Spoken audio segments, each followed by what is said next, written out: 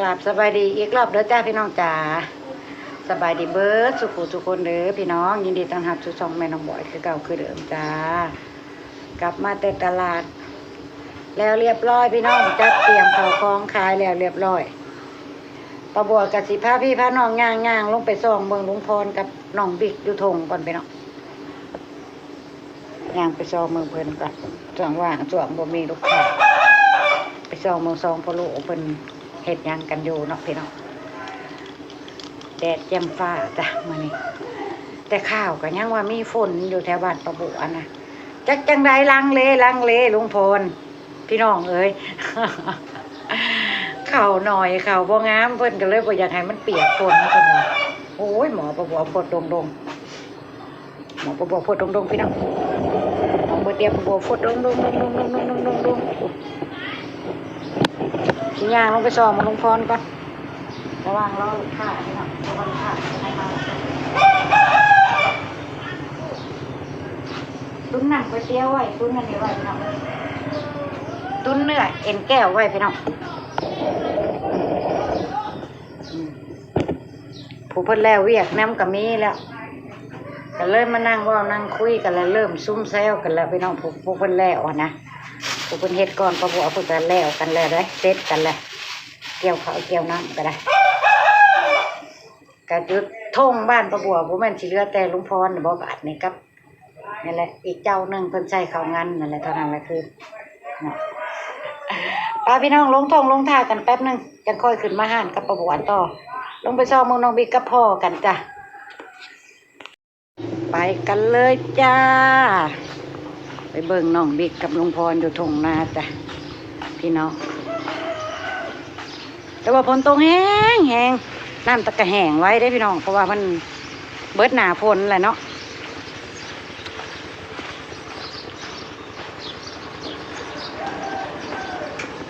เสียงรถผู้ใดแล่นไปแต่ยานแท้ดังอ้วกก็ได้มาตื้มมาแถมน้ำน้องปะบัวลายเติบพี่น้องน้ำน้องน้ำสะล้างบ้านปะบัวได้ตื้มน้ำเพิ่นอยู่ได้นี่เนาะยับขึ้นมาอีกแล้ววางหันแหงขอลงไปลายเติบ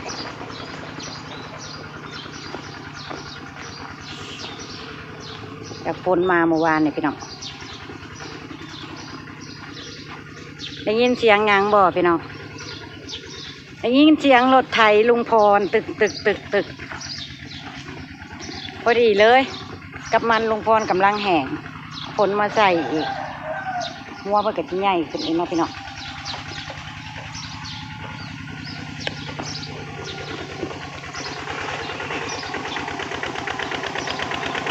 พี่น้องลุงพรเราเห็ดหยังเบิ่งแน่นี่ลุงพรประสดฟ้าประสดฝนบ่เนาะเบิ๊กพากันเฮ็ดหยังล่ะนี่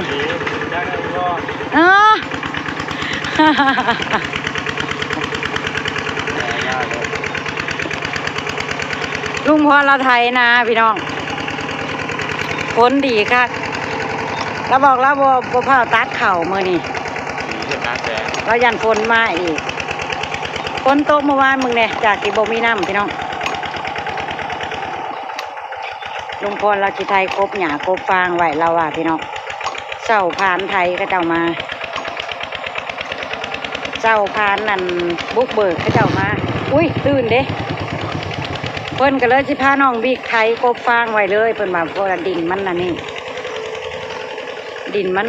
อ่อนแล้วก็มันมีน้ำพร้อมเด้เนาะไถเลยหน้าบ่มีฝุ่นเพิ่นว่าสิเอาตัวนี้ละเฮ็ดฝุ่นไอเดียลุงพรพี่น้อง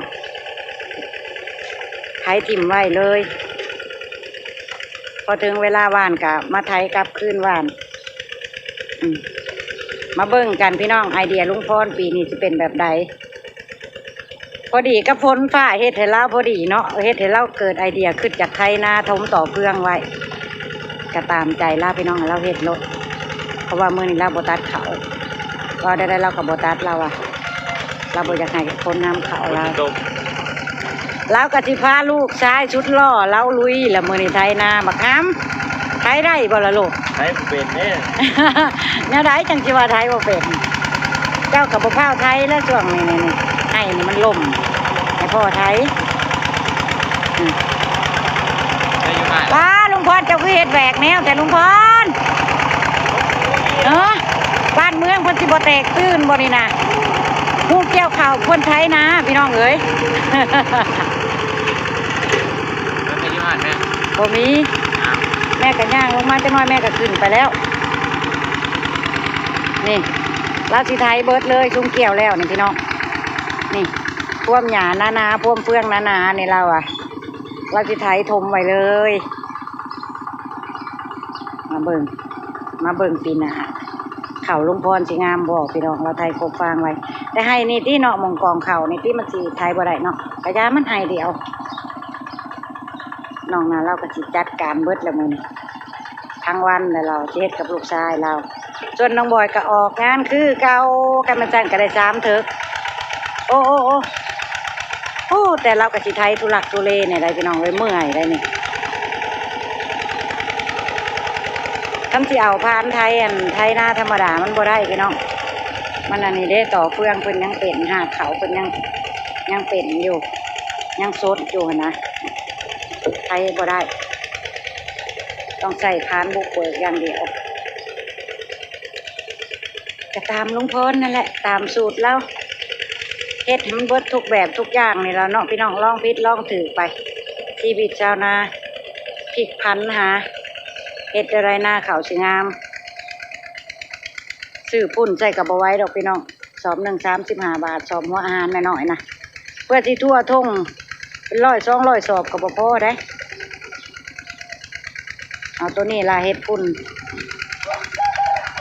โอ้พี่ลี่พี่เล้งเบิ่งพ่ออยู่สิเฮ็ดอะไรเนาะสิไทยแบบไรเนา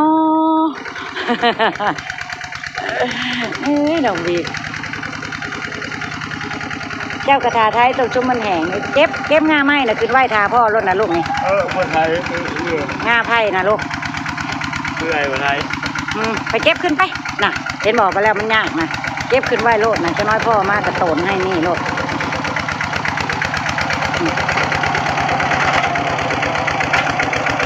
มันเลิกโคตรประจักเขามันเลิกโคตรประจักฮะมันเลิกโคตรใช้ซ้ำเปิดหน้าดินเอาฮะนะแต่ว่าให้นี่นะมันยากอยู่แล้วเนี่ยปีได้ก็ได้ดินให้นี่นะเฉพาะให้เดียวนี่แหละเพิ่นเป็นดินดาดนะพี่น้องดินเหนียวนะแต่เก้าสุปีโอ้ยเป็นเขาแต่แท้ได้พี่น้องไว้ให้นี่นะ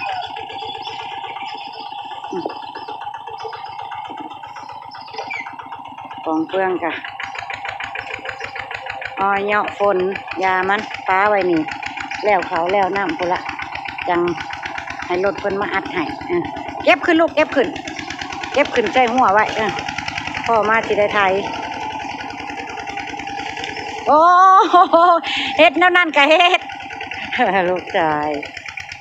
อ้วยขึ้นกับดีอ้วยขึ้นไปตามแล้วหัวนั่นลูกอ้วยยับขึ้นไปตามแล้วหัวนะ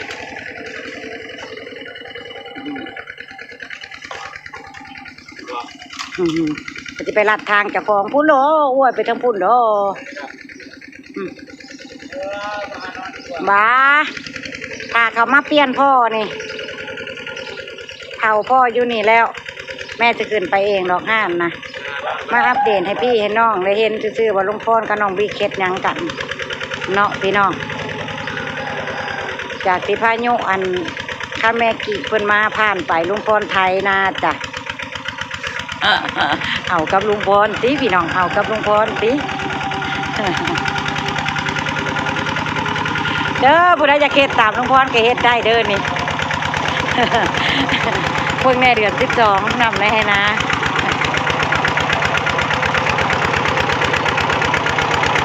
ดินมันเหนียวอยู่แล้วเฮ้ยเจ้าไปใช้ให้ไหมก่อนมันนั่นนี่เนาะพี่น้องเนี่ยมันหยามันเข่าไปในพานไทยน่ะมันต้องไทยพงบ่แม่นบ่เท่า จะบ่ลองไทยให้ไหมเบิ่งก่อนลุงพรเจองานหนักแต่มึงขึ้นหาไอเดียอยากเก็บจะเบิดแห้งมาไปตัดเข่าไปชิไว้บ่เด้บ่นี่เว้ยสู้น้องพี่น้องส่งกำลังใจให้ลุงพรเด้อน้องลุงพรสู้ขนาดโอ้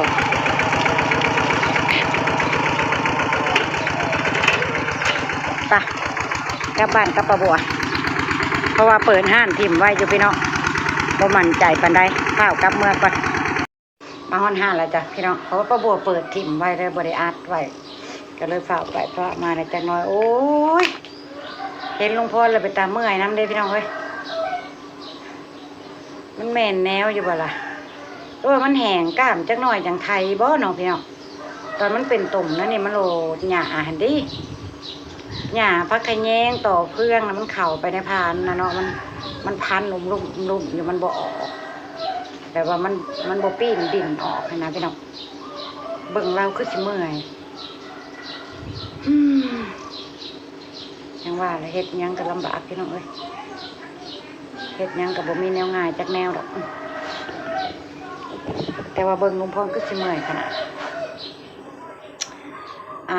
จะมาลุ้นกันว่าเราสิทายได้ซ้ำใดมื้อนี้พี่น้องรอลุ้นกันเบิ่งก็ลุงพรมาแปลกแหวกแนวในหมู่บ้านเลยพี่น้องจ้ะประบวกกับสิเก็บภาพบรรยากาศไว้ซ้ำนี้แล้วพี่น้องบ่มีหยังมากมายหรอกอัปเดตครอบครัวประบวกให้พี่ให้น้องได้เห็น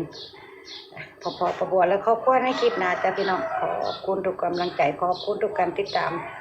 ขอบคุณที่บ่ขามโฆษณาประบวกเด้อพี่น้องขอบคุณหลายๆที่เข้ามาให้กำลังใจประบวกและครอบครัวเห็นคลิปมีพี่น้องก็ต้องมีประบวเนาะพี่น้องเนาะไปแล้วจ้าสบายดีพี่น้อง